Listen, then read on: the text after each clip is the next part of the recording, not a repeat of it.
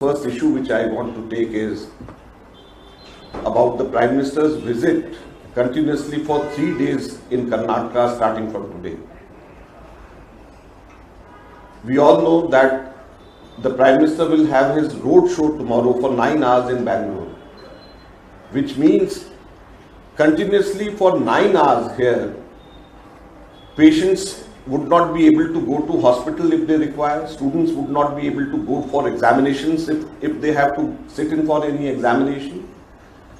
It means that the Prime Minister of the country at a time, and this I am saying as a former Union Minister of State for Home Affairs, that at a time when Manipur is burning, at a time when in Manipur the governor has issued shoot at sight orders, how can Prime Minister, overlooking this important fact, spend out of Delhi continuously for 3 days just for electioneering, just for campaigning? Do they not have their own local Karnataka leaders, BJP leaders to take care of that, so that Prime Minister takes care of the nation, Prime Minister takes care of Manipur which is burning? So this is the first issue, first question with the Congress party, and I as a former Minister of State for Home Affairs, Government of India, I would like to question the Prime Minister, his timing and the amount of time which he is spending outside Delhi at this critical juncture. Manipur strategically is a very important place, very geographically it is very important place in our country. And when in Manipur shoot at sight orders is there, then he should continuously be at Delhi headquarters to monitor situation in Manipur, what is happening in the northeastern states, rather than electioneering, rather than disturbing the entire Karnataka continuously for 3 days.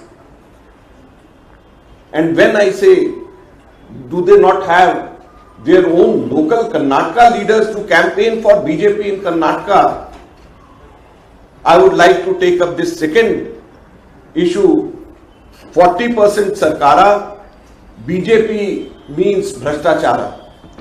Today we have taken out this advertisement in the newspapers, and I was shocked to see the amount of corruption, the magnitude of corruption made by the BJP in last 3 years. It is 1,50,000 crores, and I counted zeros, it was 11 zeros plus 15. I counted the number of scams, it was 11 scams. So 11 scams, 11 zeros and 15 with it. So this is what BJP has given to Karnataka, and that is why I am sure that Karnataka is going to bring back Congress with 15 plus 10, 150 seats. So this is what the Congress party here in Karnataka is hoping for. Congress during its time, when we started last elections, in 2013, we made 165 promises. And out of 165 promises, we fulfilled 158 of them. We launched 30 flagship programs. And now again, Congress promises 5 important flagship programs, 5 important guarantees which Congress is promising. I would like to reiterate all 5 of them. I know many of the previous people here, leaders here would have said about this. I just want to reiterate, because these are the positive things on the basis of which we want people to vote for us. It is the Grey Jyoti scheme, in which 200 units of electricity per household would be free. Grey Lakshmi scheme, in which it will empower female head of every household in Karnataka by giving them 2,000 rupees each. Anna Bhagya, to back our successful Anna Bhagya scheme, 10 kg rice to every member of the family every month. Yuva Nidhi, which is 3,000 rupees for every unemployed graduate and 1,500 for every unemployed diploma holder, and free bus travel for women. So these are the 5 guarantees which Congress party promises. It is in total 1,02,000 rupees per annum per family which the Congress party is promising, which Congress party will give. As I said, out of 165, we fulfilled 158 promises. And we list all of them, we take credit for all of them, we take credit only for the work which we have done. On the contrary, what BJP does, it takes credit, it tries to take credit for things which they have not done.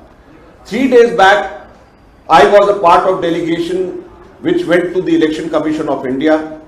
And on 30th April, Randeep Singh Surjewala had written to the Election Commission of India about misleading advertisements, misleading information given by the BJP in their advertisements.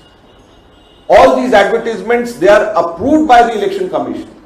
And imagine misleading, wrong information given in advertisements which are approved by the Election Commission is something which I think is derogation of the authority of the Election Commission, or which way our institutions are moving. It is a big question mark on our institutions also. So we have written submission, we have given it to the Election Commission of India. Like for example, their advertisements say that reservation for scheduled caste has been increased from 15 to 17%. Reservation for scheduled tribe has been increased from 3% to 7%. And when a question was asked in Lok Sabha on 13th March, as recent as 13th March, has any communication been received from the Karnataka government to the union government, because the constitution amendment has to be made, only then it is fructified, only then it is implemented. And in the Lok Sabha, it was said, in Parliament it was said that we have not received any such information from the state government. Then on 27th or 26th March, just 1 or 2 days before the code of conduct, the Chief Secretary wrote, but it still has not fructified. It's still, the Constitution amendment has not been made. And once the Constitution amendment would be made, then it would again undergo through the lens of the Supreme Court.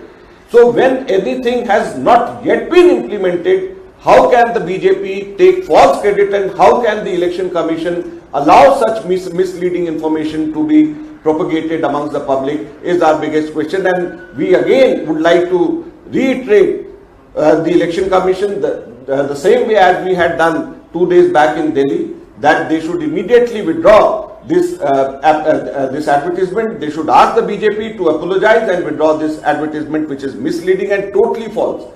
About OBC reservation also, they have taken wrong credit, whereas on 9th May, the Supreme Court hearing is there.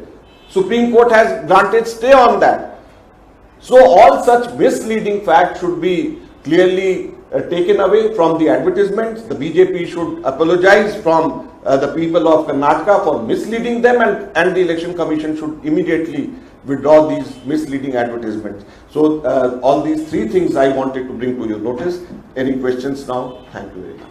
Is Congress afraid on Modi roadshow?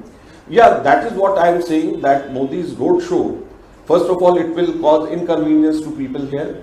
9 hours continuously, and this roadshow will cause inconvenience to people. And I have heard that people have been asked not to go on to the balcony, not to the rooftops. Roads would be blocked. Examinations are going to take place. There are some students have to give examinations also. What would happen to the patients, God forbid, if they have to go from one place to the other? And secondly, the most important thing, as I said, as a former Union Home Minister, as I have said, when Manipur is burning, at that point in time, the Prime Minister should have been there in Delhi, taking care of Manipur, taking care of northeastern state.